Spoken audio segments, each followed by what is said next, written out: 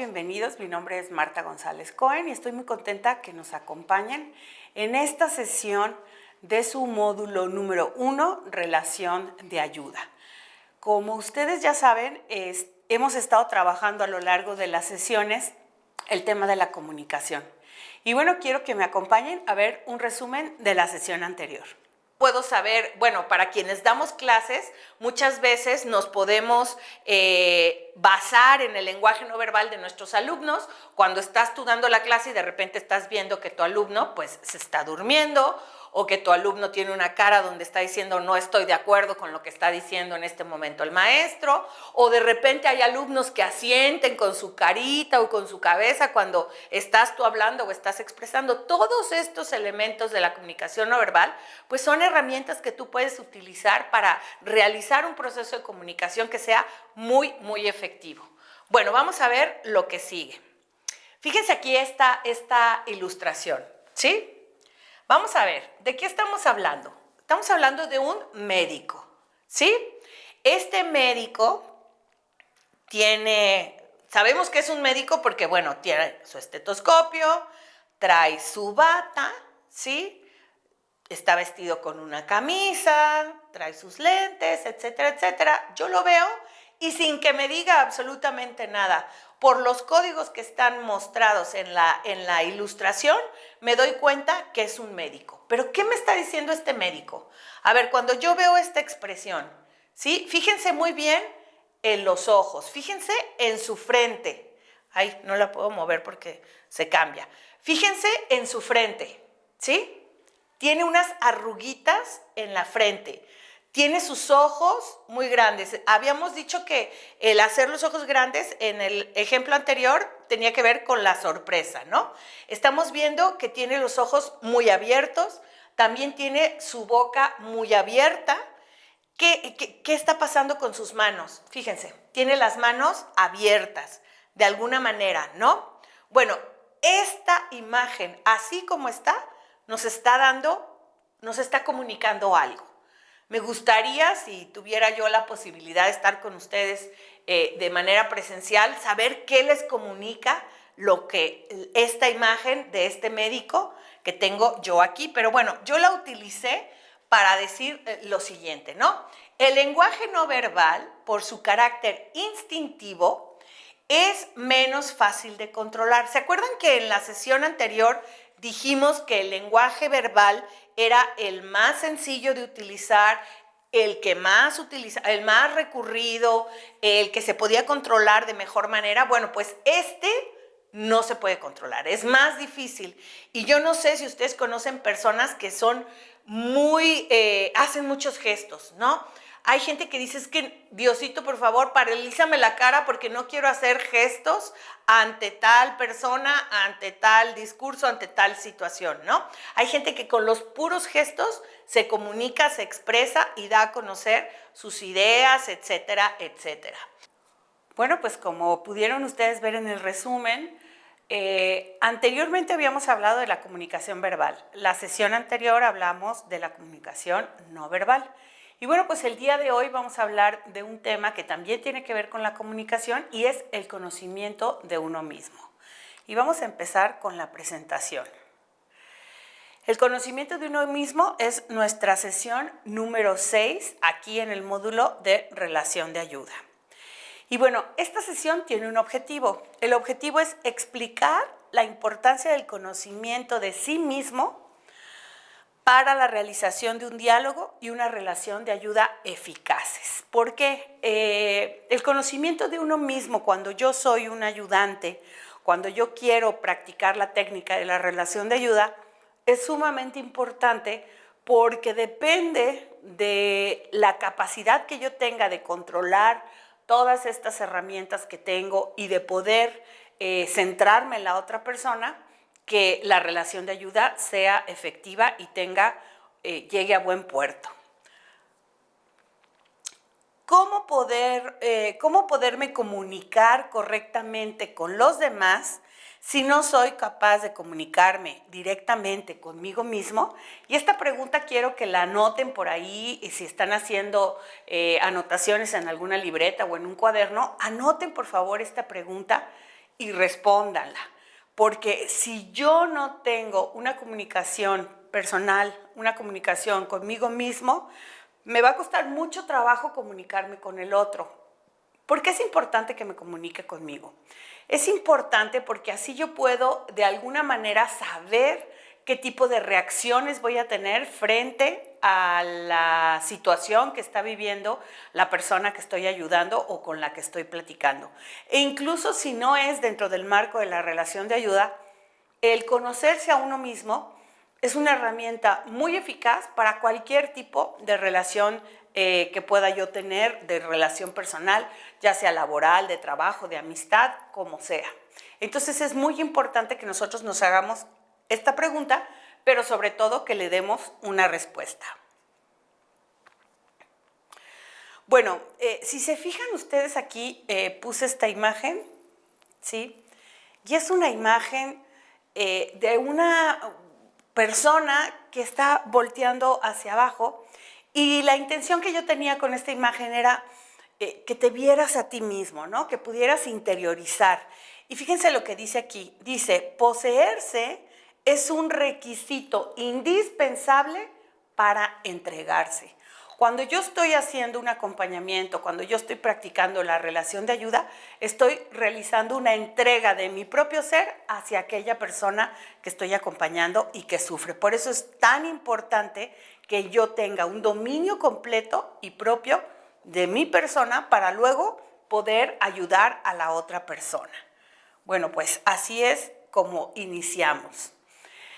Tengo que estar en contacto conmigo mismo para poder estar en contacto con el otro. Si falta este autoconocimiento, es fácil proyectar sobre los demás propias necesidades y conflictos. Y para que me entiendan un poquito mejor, hay un efecto que se puede generar en cualquier tipo de terapia o de acompañamiento que se llama la transferencia. ¿Cuántas veces no nos ha pasado que estamos platicando con alguien y dices, ay, me recuerda muchísimo a mi abuela o me recuerda mucho a una tía? Cuando tú ves en el otro a alguien que te recuerda a ti, a otra persona, ahí estás aplicando lo que se llama la transferencia. Y nosotros debemos de evitar hacer ese tipo de transferencias, de ver en el otro a alguien que nosotros queremos, porque si no, la relación de ayuda no va a poder caminar adecuadamente. Entonces, por eso es muy importante que yo sepa, cuando yo escucho ciertas cosas, cuando yo veo ciertas actitudes, yo tengo que saber cómo voy a reaccionar y qué actitud voy a tener. Si no, yo puedo en un momento dado tratar a la persona que estoy ayudando como si fuera mi hijo, mi mamá, un hermano, una amiga, y no debe de ser así. Por eso es muy importante que nosotros tengamos un dominio de nosotros mismos, tal y como lo dice aquí, autoconocimiento. Aquí en este módulo nosotros tenemos un recurso que les vamos a recomendar, un recurso que recomendamos tanto en nuestro manual grande como en el pequeño de relación de ayuda, que se llama la ventana de Johari, y es un recurso que se diseñó precisamente con unos cuadrantes, que ahorita lo vamos a ver, para que yo pueda de alguna manera identificar aquellas cosas que forman parte de mi persona, ¿sí? Y bueno, vamos a ver, el cuadrante es el siguiente. Bueno, antes de ver el cuadrante, vamos a ver qué es la ventana de Johari. Y aquí tenemos a estos dos psicólogos, autores, ¿sí? Joseph Luft, y tenemos a Harrington Ingham, que son quienes diseñaron esta ventana de Johari. Fíjense muy bien. Dice, la ventana es un esquema elaborado por dos psicólogos americanos, como les decía, Joseph Luft y Harry Ingham, para representar el comportamiento humano, es decir, el conjunto de las reacciones de un individuo a los estímulos internos y externos. Y ahí es como nosotros, a través de este cuadrante que vamos a definir con la relación, con la ventana de Johari, nos vamos a dar cuenta de qué tipo de reacciones tenemos, etcétera, etcétera. Bueno, hacemos pequeñito este. Y ahora sí, esta es la ventana. Si ustedes se fijan, tenemos dos niveles, ¿no? Por un lado tenemos en esta parte del cuadrante el que dice lo que conozco de mí. Déjenme agarrar el lápiz para anotar. Voy a ponerlo de color azul. Ah, se pintó rojo, pero bueno. Lo que yo les decía es, aquí tenemos lo que conozco de mí, ¿sí? Y en esto de lo que conozco de mí, sumado a lo que los demás conocen de mí, voy a generar lo que se conoce como el área abierta, ¿sí? Entonces, lo que conozco de mí y lo que los demás conocen de mí genera un área abierta que está a la vista de todos. Todo el mundo sabe ahí cómo reacciono, qué hago, qué tengo. Aquí en esta área abierta están los datos generales de las personas, etcétera, etcétera. Ahora, en lo que conozco de mí, déjenme borrarlo para que no nos confundamos. Vamos a borrar. El segundo cuadrante es aquí mismo, adelantito, en el principio, es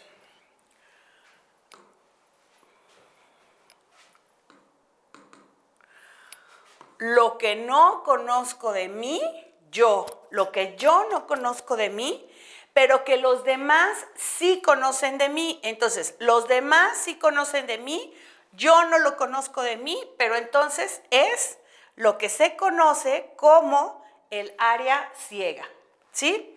¿Por qué ciega? Porque yo no lo conozco, ¿sí? Los demás sí lo conocen, pero yo no lo conozco. Entonces vamos también a borrarlo.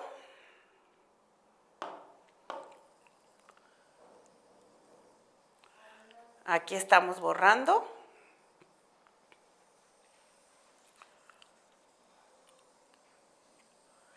Ahora vamos, de este cuadrante vamos a la tercera parte que está en, a ver, es que ¿cómo es? Así, lo que yo conozco de mí y lo que los demás no conocen de mí.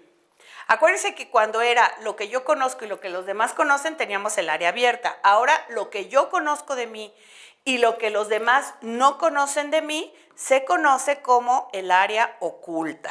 Área oculta, ¿sí? Entonces tenemos área abierta, área ciega y área oculta. Vamos a borrar. Y ahora vamos al último cuadrante. En este último cuadrante nos vamos a dar cuenta que hay cosas, ¿sí? Que lo que no conozco de mí, o sea, yo no lo conozco y los demás no conocen de mí. Yo no conozco y los demás no conocen y entonces esto se convierte en el área ignorada, que no es lo mismo que el área ciega. El área ciega es lo que no conozco de mí y lo que los demás sí conocen de mí. El área ignorada es lo que ni yo ni los demás conocen sobre mi persona. Entonces es muy importante que nosotros estemos muy conscientes de esta ventana de Johari para que identifiquemos aquellas cosas que los demás sí conocen y nosotros no, que es el área ciega, y lo que ni nosotros ni los demás conocen de mí mismo. Bueno, entonces, área abierta, área ciega, área oculta y área ignorada. Esto es lo que se conoce como la ventana de Johari. Bueno, vamos a ver área por área, ¿sí? Me voy a parar un poquito de este lado para que lo puedan ver. Y dice, el área abierta, en esta área, la dimensión de la persona que es conocida por sí misma, acuérdense que el área abierta yo la conozco y los demás la conocen. Y también por todos los que le rodean. Pertenece a esta dimensión, lo que les decía hace rato, los datos generales. El nombre, el papel social, que si soy maestra, que si soy esto, que si soy aquello. El comportamiento, algunos sentimientos y motivaciones que los demás conocen, el trabajo, la estructura física y las ideas que podemos nosotros en un momento expresar. Entonces, esto es lo que se conoce como el área abierta. Y cuando nosotros estamos en una actividad social con personas con las que convivimos constantemente, bueno, pues normalmente estamos transitando por esta área abierta. Vamos a ver ahora el área ciega. Recuerden que el área ciega era lo que los demás saben de mí, pero que yo no sé de mí. Y ahí creo que es muy importante que hagamos una pausa para que veamos, todos tenemos una especie de talón de Aquiles, ¿no? Hay personas que logran sacarnos de nuestras casillas diciéndonos ciertas cosas o haciendo ciertas actividades, y ahí es donde nosotros salimos de nuestro control. ¿Por qué? Porque saben perfectamente qué decirnos y qué hacer para que nosotros en un momento dado nos enojemos o nos sintamos incómodos. Y bueno, pues eso tiene que ver mucho con el área ciega, que es aquella parte de los comportamientos, modos de hablar, de comportarse, de gesticular, de actuar, los sentimientos, las actitudes y las motivaciones de las personas que son conocidos por otros, pero no por ella misma. Y díganme si no conocen de repente a alguien que dice, ay, ya pusiste otra vez esa cara de que te vas a enojar, ¿no? Y a veces nosotros lo ignoramos totalmente, estamos ciegos ante esa circunstancia, esa situación. Bueno, pues esa es la que se conoce como el área ciega. Ahora vamos a ver el área oculta, ¿sí? Si ustedes, acuérdense que el área oculta es lo que yo conozco de mí, pero que los demás no conocen de mí, ¿sí? Se refiere a la parte privada de la persona, se refiere a secretos, carácter profundo, problemas privados, personales, expectativas, sentimientos, motivaciones y aspiraciones más personales del individuo. No son conocidos por quienes tratan con él. Esta área oculta es muy íntima, muy personal y no la muestro normalmente a los demás. Como les decía yo hace un momento, normalmente vivimos en el área abierta, donde yo dejo que los demás conozcan de mí ciertas cosas y yo, bueno, pues conozco de mí ciertas cosas. Pero esta área oculta muchas veces nos motiva a reaccionar, a pensar, a tener creencias, si no la manifestamos y la llevamos hacia el área abierta. Vamos a ver porque la hice grande. Por último, tenemos el área ignorada. El área ignorada es el conjunto de lo inconsciente, colectivo e individual de la persona, que es ignorada por la misma persona y por los demás a través de mecanismos inconscientes de defensa y actitudes no conscientes. Y aquí podríamos hablar un poquito de la teoría que tiene Jung sobre la sombra. En el área ignorada aparece esta sombra de aquellas cosas que yo no quiero reconocer que hay en mí o que trato de no verlas para no fomentarlas. Entonces, esta área ignorada, al igual que el área ciega, de alguna u otra forma se pueden manifestar cuando yo estoy realizando un proceso de relación de ayuda. Y puede ser un cierto peligro el estar nosotros transitando en estas áreas y no buscar la manera de ir siempre hacia el área abierta. Ahora, ¿qué debemos de hacer? El ideal que los seres humanos debemos de buscar es perseguir la ampliación progresiva del área abierta a través de dos mecanismos. Y vamos a ver cuáles son estos mecanismos que nos pueden ayudar. El autoconocimiento, y por eso la sesión del día de hoy se llama Conocerse uno mismo. Y, por ejemplo, si por ejemplo cultivo inconscientemente un sentimiento negativo, ya sea odio o celos o el que ustedes quieran, contra una persona, está claro que ignorar este sentimiento me impide manejarlo con responsabilidad y por tanto liberarme. Entonces, ¿cómo puedo ampliar mi área abierta? A través del autoconocimiento, reconociendo, dándole nombre y ubicando aquellas cosas que yo siento y que yo experimento, ¿sí? Emociones y sentimientos, pensamientos, etcétera, etcétera. Y el otro recurso que podemos nosotros utilizar es tener una mayor apertura hacia las demás personas, por lo que concierne a la importancia de autorrevelarse. Una vez que yo reconozco quién soy, que yo reconozco cuáles son mis puntos débiles, cuáles son mis fortalezas, automáticamente empiezo yo a autorrevelarme hacia las demás personas.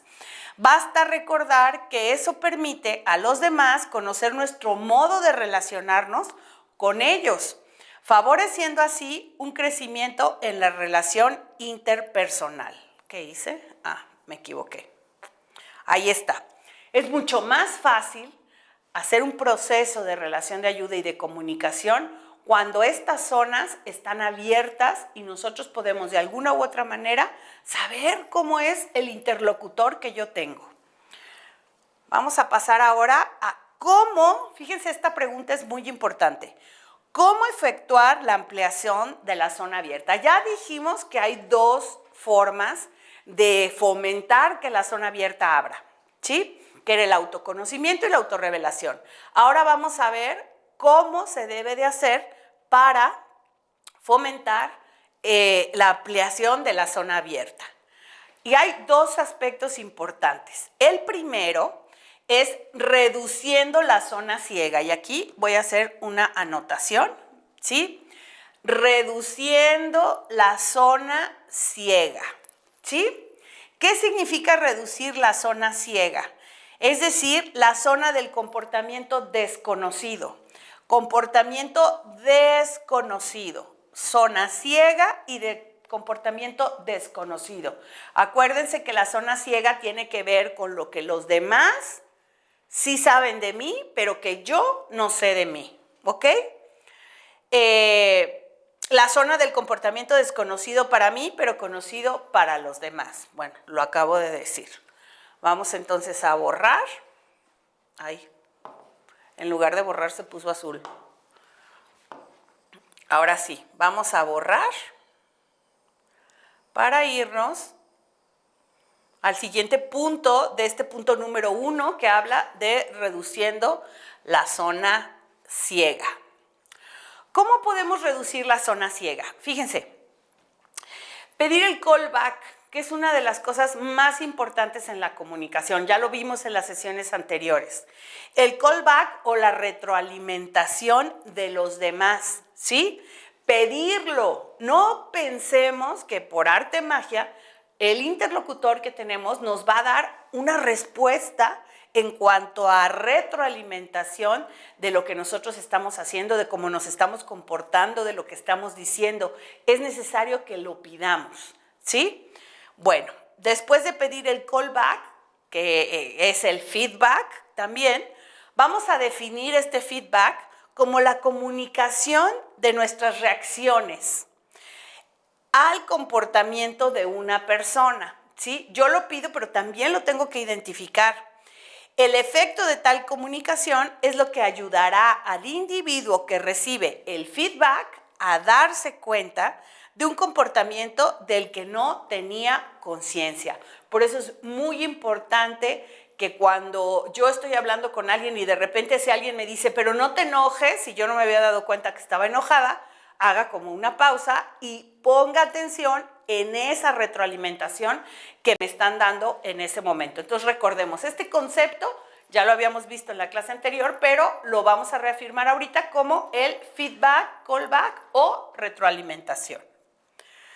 Bueno, este señor es un psicólogo llamado Lewin y él tomó prestado el término feedback, lo tomó de la electrónica, aplicándolo a las relaciones interpersonales. Muchas veces los términos científicos de las ciencias exactas de alguna manera nos pueden dar un panorama mucho más claro de lo que es en relaciones humanas. Así es que se utiliza el feedback como, por ejemplo, tenemos otro término que también está tomado de la ciencia, que es la resiliencia.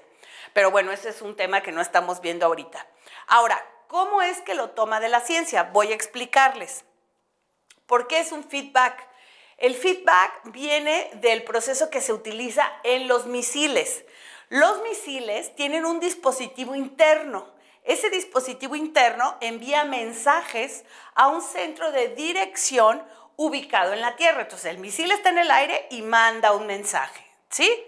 Cuando el misil se sale de su trayectoria, el dispositivo de control terrestre queda descubierto y procede a enviar los impulsos necesarios para poner otra vez el misil en su trayectoria exacta, Estos impulsos se llaman feedback. Entonces, si yo estoy en una conversación, empiezo a alterarme, empiezo a hablar y el interlocutor me dice, te estás alterando, ¿por qué estás enojado? Es como pasara exactamente lo mismo que pasa con los misiles.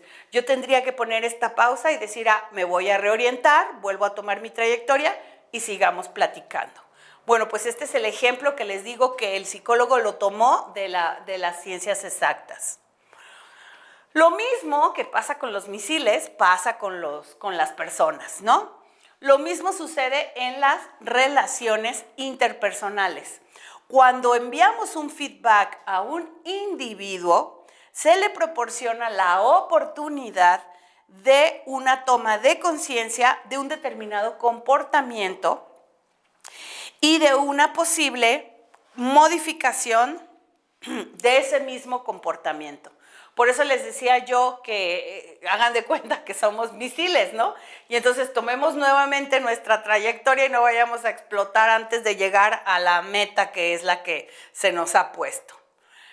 ¿Cómo podemos entonces ampliar nuestra zona abierta? Bueno, pues quien quiere reducir su propia área ciega, utilizando el feedback, ¿qué es lo que debe de hacer?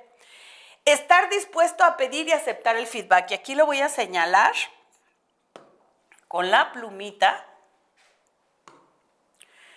Estar dispuesto a pedir y aceptar el feedback, ¿sí? Nada que a mí no me gusta que me digan cómo soy y que no se metan conmigo y que etcétera, etcétera. Estar dispuesto tanto a pedir el feedback, pero también aceptarlo una vez que lo pedí, aceptar que me lo quieren mostrar. Entonces, esta parte es sumamente importante. Aceptar y pedir el feedback. ¿Qué es lo que va a hacer ese feedback? Nos va a indicar las áreas en las que quiere recibirlos principalmente. Por ejemplo, mi tono de voz es claro, lo que estoy diciendo funciona, etc. Nosotros siempre tenemos que estar abiertos y dispuestos a escuchar la opinión de las demás personas. Y también, quien quiere hacer una ampliación de esta área ciega, debe evitar la tendencia a rechazar el feedback, sobre todo cuando la retroalimentación es negativa, no refugiándose en una actitud defensiva. Como les decía hace un momento, no, a mí no me digas, tú no tienes por qué decirme cómo soy. Bueno, entonces así es como nosotros vamos a lograr de alguna manera romper esta área ciega, abrirla y ir fomentando que todo nuestro conocimiento se vaya ubicando más en el área abierta. Bueno, también es importante examinar el feedback recibido. Eso es muy importante. No puedes hacer como que no lo escuchaste, no puedes hacer como que no es importante. Tratando de formularlo con tus propias palabras, ¿sí? Cuando nosotros estamos haciendo la relación de ayuda, hacemos la reformulación. Y entonces, si yo estoy observando a la otra persona, cuando yo hago una reformulación, yo le puedo decir, veo que tu cara está triste, veo que cruzas los brazos, veo que agitas tus manos, y eso, de alguna u otra forma, se convierte en retroalimentación. También es importante comunicar sus propias reacciones frente al feedback recibido a través de un diálogo con quien se lo ha enviado. La comunicación tiene que ser bilateral. El feedback nos ayuda a complementar los mensajes tanto enviados como recibidos entre dos interlocutores. Quien ofrece el feedback, y fíjense qué importante, o sea, tampoco es de que ponernos de pechito para que el otro me diga cosas y yo no pueda de alguna manera marcar un límite o comportarlo, ¿no? Hacerlo comportarse. Quien ofrece el feedback debe poner atención a algunas reglas indispensables. Yo no puedo decir todo lo que pienso porque tal vez pueda ofender a la otra persona, ¿sí? Entonces, hay reglas indispensables para el feedback. Y vamos a ver, limítate a comunicar la percepción del comportamiento del otro, ¿sí? Comportamiento. No le vas a decir a la persona, eres así o eres así. Estás reaccionando, estás actuando, estás hablando, estás diciendo. Estamos hablando de la acción, del comportamiento. Comienza ofreciendo feedbacks positivos. Eso yo creo que siempre es la mejor recomendación que puede haber. Y yo creo que muchas veces ya ustedes lo conocen y lo saben, ¿no? Cuando te empiezan a decir, eres muy buena para esto, ya dices, híjole, pero al final viene un golpe donde hay algo negativo que no me va a gustar. Entonces, comienza ofreciendo feedback positivos. Esto va a facilitar la recepción del feedback negativo por parte de tu interlocutor. Si primero haces un comentario positivo, después vas a poder hablar de lo que no es tan amable y lo que no le gusta tanto a la gente. Y también tenemos, explica los motivos que te animan a proporcionar el feedback. Acuérdate que por un lado estamos recomendando que tú lo pidas, ¿sí? Y que cuando lo pidas y te lo den, lo aceptes. Pero si tú eres quien está dando el feedback, también tienes que dar una explicación de por qué lo estás haciendo. Elige el momento oportuno para proporcionar el feedback. Y yo creo que todos los procesos de comunicación deben de tener un momento y un espacio ideal para que se pueda dar el proceso de comunicación. A veces no nos conviene confrontar a las personas o decir lo que para nosotros no es correcto cuando hay un estado alterado de ánimo, etcétera, etcétera. Entonces hay que buscar el momento oportuno. También es necesario dosificar el feedback. El interlocutor no puede digerir un bocado exagerado. No le puedes decir un montón de cosas. Barájala despacio, dile cosa por cosa y verás que de esa manera va a ser mucho más sencillo que se entienda lo que tú estás tratando de dar a conocer con este feedback. Otra cosa importante para hacer el uso es ser concreto al proporcionar el feedback, refiriéndote a comportamientos precisos. Ya dijimos que tiene que ver con la acción que está realizando tu interlocutor y lo que tú le quieres decir para que se pueda de alguna forma modificar esa acción, ese comportamiento. Examina si tu feedback ha sido comprendido correctamente. Yo creo que es de las recomendaciones más importantes. Recuerden que no importa lo que tú dices, lo que importa es lo que el otro entiende. Y eso es una regla básica de la comunicación personal. Yo puedo tratar de dar un mensaje, pero el otro lo recibe de una manera distinta. Por eso tienes que verificar que haya sido comprendido correctamente. Bueno, el segundo punto para reducir esta área ciega y empezar, la zona oculta y empezar a viajar un poco más y a vivir y a transitar en el área abierta es reduciendo la zona oculta, es decir, la que representa el comportamiento conocido solo por mí, ¿sí? Lo conozco yo y los demás no lo conocen. Y como ven ahorita en la ilustración, pues es como si trajéramos algo que tape nuestra verdadera esencia, el quienes realmente nosotros somos. ¿Cómo lo vamos a hacer? Bueno, el procedimiento para lograr este objetivo consiste en la comunicación a los demás de las propias impresiones, sentimientos, valores, pensamientos, etc. Y ahí es cuando utilizamos este recurso tan valioso de hablar siempre en primera persona y decir: lo que estás haciendo en este momento me está causando mucha tristeza. Me duele ver lo que está pasando. En vez de decir, por tu culpa me hace sufrir, yo sufro. No. La situación, la acción, siempre hablar de acción. no tanto de la persona. En esta autocomunicación que nosotros vamos a empezar a practicar, ¿sí? Con el feedback, con la ventana de Johari, etcétera, en esta autocomunicación el individuo tiene que respetar la propia intimidad, procurando transmitir a los demás solo los elementos que considera apropiados a la situación en que se encuentra. No vamos a decir todo lo que nos venga a la cabeza, ahí nosotros tenemos que hacer uso de estos filtros para poder transmitir la información. Fíjense, esto es muy importante y pocas veces lo tomamos en cuenta. Nosotros solamente debemos de participarle a la otra persona la información que le va a servir para ser una mejor persona. Si solamente pretendemos criticar o señalar, eso no va a servirle de nada a la otra persona y tampoco te va a servir a ti. Por eso trata que tus comentarios siempre vayan en positivo para ayudar a que la persona mejore y a la vez mejorar tú mismo. ¿Qué es la reducción del área ciega y del área escondida? Bueno, esto, cuando yo empiezo a reducir el área ciega y el área escondida, va a provocar automáticamente una reducción del área ignorada, ¿sí? Si yo me voy al cuadrante donde tenía las 4 áreas, vamos a ver que hay 2 que están en el intermedio y 2 que son polares, ¿no? Yo estoy tratando de llegar a vivir, a circular en la zona abierta, pero muchas veces la zona ignorada es lo suficientemente grande para no dejarme avanzar hacia esta zona abierta.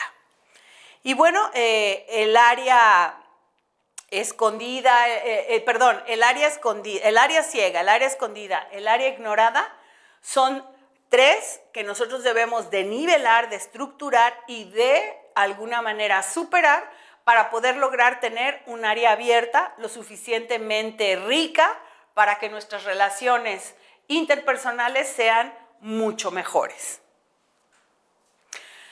Ahora les voy a dejar un trabajo, una tareita para que puedan ustedes avanzar al siguiente tema, que si mal no me equivoco son las dimensiones de la persona. Y bueno, la tarea consiste en completar las siguientes frases. No se trata de un test, no es un cuestionario, es a modo de reflexión. Yo voy a reflexionar completando las siguientes frases.